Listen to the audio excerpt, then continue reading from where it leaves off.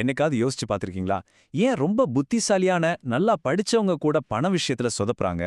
ஆனா பெருசா எந்த நிதி பின்னணியும் இல்லாதவங்க சில சமயம் கோடீஸ்வரங்களா ஆகுறாங்க? இதுக்கு காரணம் ரொம்ப சிம்பிள். பணத்த கையாள்றதுங்கிறது அறிவை விட நம்மளோட மனநிலைய சார்ந்தது. இன்னைக்கு பணத்தோட அந்த உளவியல தான் நாம கொஞ்சம் ஆழமா பார்க்க போறோம்.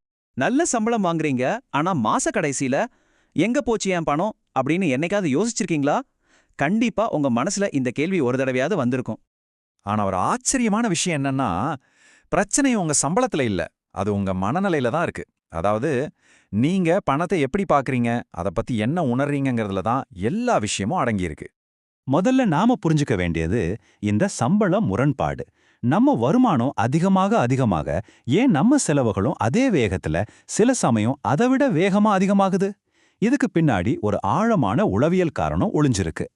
ஒரு சின்ன உதாரணம் சொல்றேன். நம்ம தாத்தா பாட்டி காலத்துல தங்கம் வாங்குறது தான் பெஸ்ட் முதலீடுன்னு நினைச்சாங்க. ஆனா இன்னைக்கு நம்ம ஜெனரேஷன் பங்குச் சந்தையை நம்புது. பாருங்க, நீங்க வளர்ந்த விதம், உங்க குடும்ப சூழல், இது எல்லாமே உங்க பண முடிவுகளை தீர்மானிக்கும். அதனால பண விஷயத்துல யாரும் முட்டாள் கிடையாது. அவங்கவங்க பார்வையில அவங்கவங்க செய்யறது சரிதான். சரி, அப்போ அடுத்த முக்கியமான கட்டத்துக்கு வருவோம். செல்வம் சேர்றதுக்கு உங்க வருமானம் மட்டுமே காரணம் கிடையாது. உண்மையான ரகசியம் உங்க நடத்தையிலையும் உங்க பழக்க வழக்கங்களையும் தான் இருக்கு. தி சைக்காலஜி ஆஃப் மணி புத்தகத்தோட ஆசிரியர் மார்கன் ஹோசல் இதை ரொம்ப அழகா சொல்றாரு. பணம்ங்கிறது புத்திசாலித்தனம் சம்பந்தப்பட்டது இல்ல, அது நடத்தை சம்பந்தப்பட்டது. நீங்க எவ்வளவு சம்பாதிக்கிறீங்கன்றதை விட அந்த பணத்தை நீங்க என்ன பண்றீங்கிறது தான் ரொம்ப ரொம்ப முக்கியம். பணத்தை சம்பாதிக்கிறது ஒரு திறமைனா, அதை நம்மகிட்டே தக்க வச்சுக்கிறது ஒரு பெரிய கலை. சம்பாதிக்க நீங்க தைரியமா ரிஸ்க் எடுக்கணும், ரொம்ப நம்பிக்கையா இருக்கணும். ஆனா சம்பாதிச்ச பணத்தை காப்பாத்த கொஞ்சம் பணிவும் ஒரு சின்ன பயமும் தேவை. ஐயோ, இந்த பணம் நம்மள விட்டு போயிடக்கூடாதுங்கிற ஒரு எச்சரிக்கை உணர்வு இருந்தா மட்டும்தான் தேவையில்லாத செலவுகளை தவிர்த்து பணத்தை பாதுகாக்க முடியும். இப்போ செல்வத்தை உருவாக்குறதுக்கான சில முக்கியமான மனநிலை ரகசியங்களை பார்ப்போம். இது வெறும் டெக்னிக்ஸ் மட்டும் இல்ல, இது ஒரு மைண்ட் செட் ஷிஃப்ட். கூட்டு வட்டியோட மேஜிக் பத்தி நிறைய பேர் சொல்ல கேட்டிருப்பீங்க. இது சிம்பிளா சொன்னா உங்க முதலீட்டுக்கு மட்டும் வட்டி வராது, அந்த வட்டிக்கும் சேர்த்து வட்டி வரும். இங்க திறமையை விட ரொம்ப முக்கியமான ஒரு விஷயம் பொறுமை. நீங்க செய்ய வேண்டியதெல்லாம் ஒன்னே ஒண்ணுதான், முதலீடு செஞ்சுட்டு பொறுமையா காத்திருக்கிறது. காலம் அதுக்கான வேலையை சரியா செய்யும்.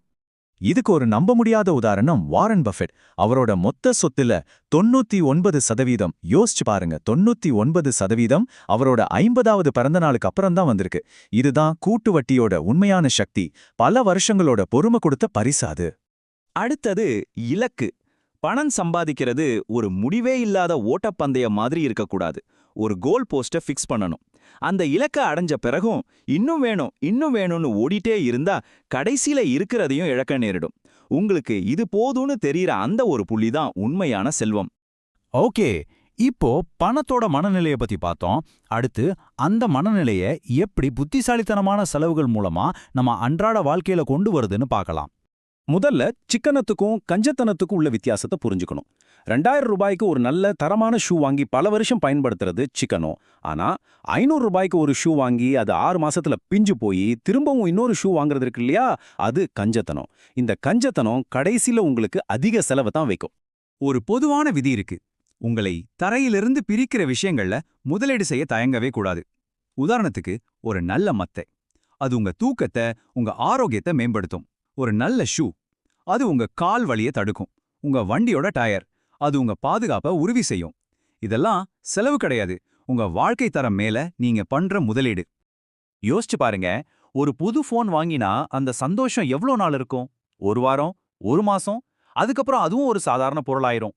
ஆனா அதே பணத்துல உங்க குடும்பத்தோட ஒரு ட்ரிப் போயிட்டு வந்தா அந்த நினைவுகள் வாழ்க்கை முழுக்க உங்க மனசுல ஒரு பொக்கிஷமா இருக்கும். பொருட்கள் தேஞ்சு போகும், ஆனா அனுபவங்கள் மனசுல எப்பவும் பசுமையா இருக்கும். பணக்காரங்க பண்ற ஒரு ரொம்ப புத்திசாலித்தனமான விஷயம் என்ன தெரியுமா?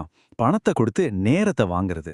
உதாரணமா, வீட்டு வேலைக்கு ஒருத்தரை வச்சுக்கிட்டா மிச்சமாகிற அந்த சில நேரத்தை நீங்க உங்க தொழில முதலீடு செய்யலாம், இல்ல உங்க குழந்தைங்களோட செலவழிக்கலாம். ஞாபகம் வச்சுக்கோங்க, பணம் போனா திரும்ப சம்பாதிக்கலாம், ஆனா போன ஒரு நிமிஷம் கூட திரும்ப வராது.